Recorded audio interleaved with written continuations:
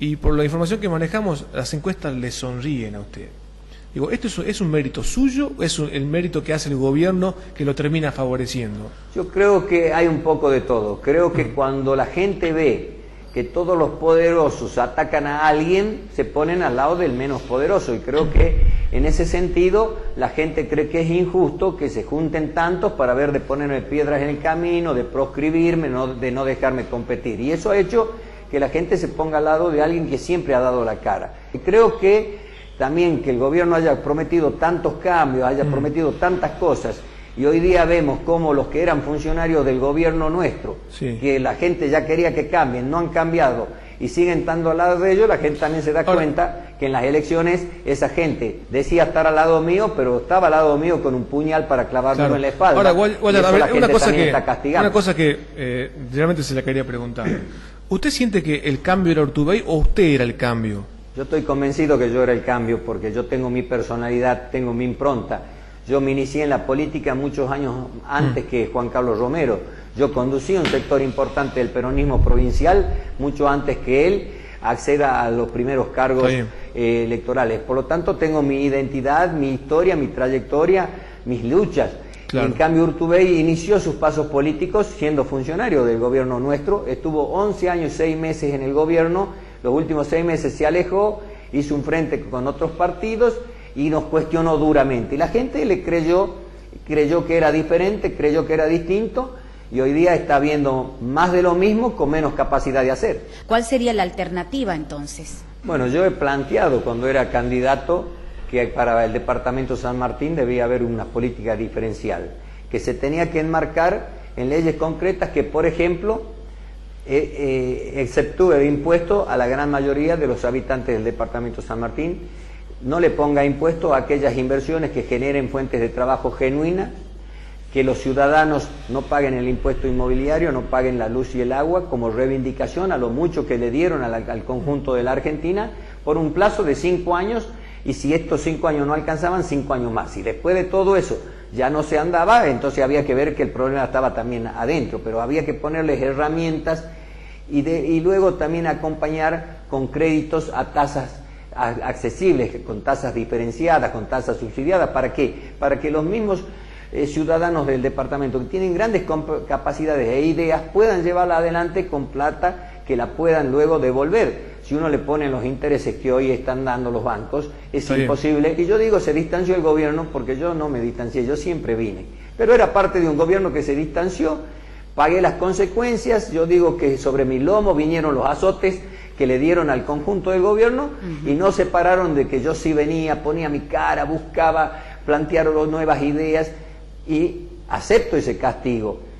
Me hago cargo de las responsabilidades, pero trato de traer nuevas ideas y de conjugar nuevas ideas con la gente. Eso que usted dice es trascendente, que se esté juntando la sociedad y plantee posiciones firmes y plantee qué es lo que buscan, qué es lo que quieren, es importante. Y a eso nos debemos sumar, a escucharlos. El gobierno de hoy debería aprender de los errores nuestros para no cometerlos y no enojarse por eso y venir y decirle, a ver, qué es lo que está pasando, en qué me estoy equivocando, acercarse, qué es lo que nosotros hemos hecho mal. Creo que Tartagal está dando una señal distinta ahora, ¿no? Algo está pasando porque la gente ha empezado a mirar las cosas diferentes, ha comenzado a circular esta sensación de unión que se ha transformado en una realidad, digamos, ¿no? Las instituciones, las empresas, los comerciantes, los profesionales médicos, todo el mundo está pensando en lo mismo, no solamente con el dengue, digamos, todos empiezan a pensar que hay cosas y hay responsables de lo que nos pasa. Bueno, apuntan al gobierno de Urtubey, pero Urtubey tiene un año, ¿no?, en el gobierno. ¿Qué cosa hubiese hecho usted en este año que este gobierno usted ve que no la hizo? En el acto habría sacado leyes provinciales, exceptuando de todos los impuestos provinciales y una línea de crédito a tasa subsidiada. En el acto habría generado una presentación hasta judicial al orden nacional para que cumpla con la infraestructura que es responsabilidad de la nación. Usted habla de el tema más serio, ¿no? Usted habla hoy de esta manera cuando ha manejado el Senado, y lo digo más que nada en los conceptos que hoy se vierten en materia política, que lo dice el mismo gobernador Urtubey, cuando se distancia bastante de Soto. Y él dice, maneja el Senado, puede hacer las leyes. Usted manejaba el Senado y usted tenía, creo que una gran fracción suya política era del departamento San Martín. Exactamente, y no se hizo. Por eso me hago cargo y no digo yo no soy culpable, digo yo soy parte de la culpa de una gestión que se distanció del departamento, que no alcanzaba con que yo venga y ponga la cara y entre en discusiones y la gente me vea, no alcanzaba porque no logré persuadir al gobierno del que fui parte para hacer las cosas. Pero también hay una cuestión clara. Urtubey dice, el vicegobernador preside el Senado y puede sacar las leyes, pero la gran mayoría de los senadores le responden ahora a él, no al gobierno. Entonces hay que hablar con la verdad. Soto no tiene 3 senadores que le respondan. En ese sentido, yo me hago más responsable, mire lo que le estoy diciendo ante los medios. Yo tenía más responsabilidad porque a mí los senadores sí me respondían con fuerza, porque por años había trabajado a la par de ellos. Entonces, capaz que yo tengo podría haber hecho más cosas que Soto. Pero Soto, ¿qué dijo? Hasta lloró en cámara, dijo, soy el vicegobernador y no puedo hacer nada, no me dejan hacer nada, me cierran todas las puertas. A mí también me cerraban las puertas. Los funcionarios que hoy son funcionarios de Urtubey eran los funcionarios de Romero y a mí no me querían y me ponían 1000 trabas. Lo que pasa es que yo no le lloraba, le peleaba adentro y buscaba torcer ese destino. Pero me hacía cargo cuando no lo podía torcer. Bueno, ahora mire que hay una consulta que es inevitable y que sin duda es la cuestión que más nos afecta, incluso cuando usted estaba en el gobierno. Bueno, y hablando de Soto que lloró en esa silla, no llore con esta pregunta, pero tiene que ver con lo de Agua de Salta.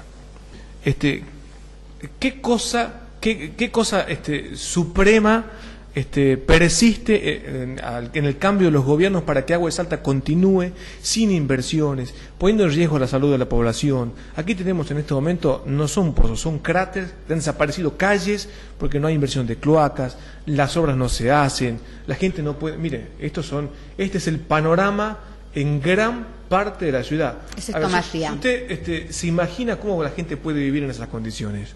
Totalmente de acuerdo, son parte de los errores de nuestra gestión.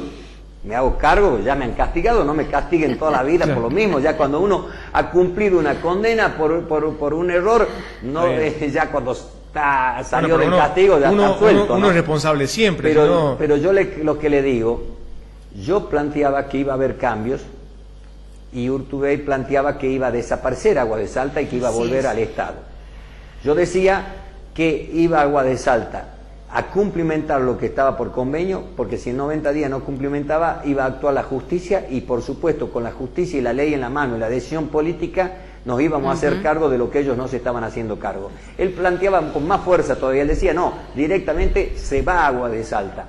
Habría que preguntarle a él por qué no tomó esa decisión y si después evaluó que no se debía ir porque podía ser una herramienta que sirva, ¿por qué no le exige que cumpla con lo que debe hacer para que no pase estas cosas? A ver, ¿dónde sirve Agua de Salta? ¿O es que sirve en la capital y aquí no sirve? ¿O no sirve en toda la provincia? Del interior. Yo les digo que cuando nosotros asumimos el gobierno, el 35% de los salteños únicamente tenía agua potable. Cuando nos fuimos del gobierno, había un 73% de salteños con agua potable. Pero esas obras las hicieron ustedes desde el gobierno, o las hizo la empresa en inversión. La hizo el gobierno. La hicimos en conjunto, la hizo mayormente el gobierno y otras cosas. Porque ahí hizo el gobierno. Ahí fue un error nuestro. Ajá. Cuando vino la devaluación, cuando vino la caída del país con la caída de la Rúa y la devaluación importante, se discutió si se subía tarifa o si se le permitía a la empresa no hacer obras para que no suba tarifa. Y ahí yo creo que cometimos el error. Nosotros deberíamos haber exigido que se cumpla con el plan de obra y después ver cómo se resolvía el financiamiento. Entonces partimos de un error en un momento de crisis. Esa crisis tal vez no nos dejó pensar con claridad. Pero ya eso pasó y ahora hay que pensar con claridad y tomar el toro por las astas. Pero digamos, por eso es su gobierno el que ideó un contrato de concesión. Por supuesto, porque vuelvo a repetir, porque cuando estaba en manos del Estado no le llegaba agua a nadie. O sea, tenía agua a algunos centros poblacionales nada más.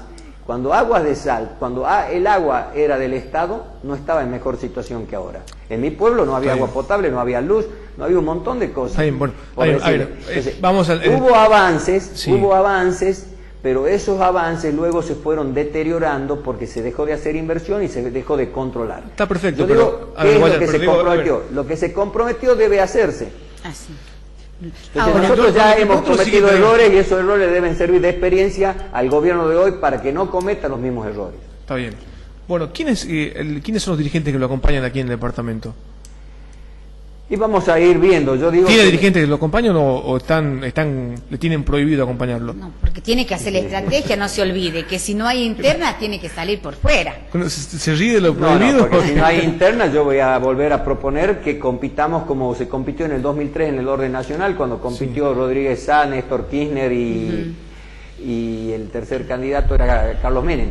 Cuando ellos compitieron fueron directamente a las generales, o sea, hay un antecedente que se puede ir a competir desde un mismo partido, todos en las generales. Eso yo creo que es lo más sano y lo más democrático viendo los tiempos tan cortos. Así que esto es lo que voy a proponer, si es que no hay elecciones. Así que vamos a competir el 28 seguro, estando en una boleta y poniéndonos a disposición del electorado.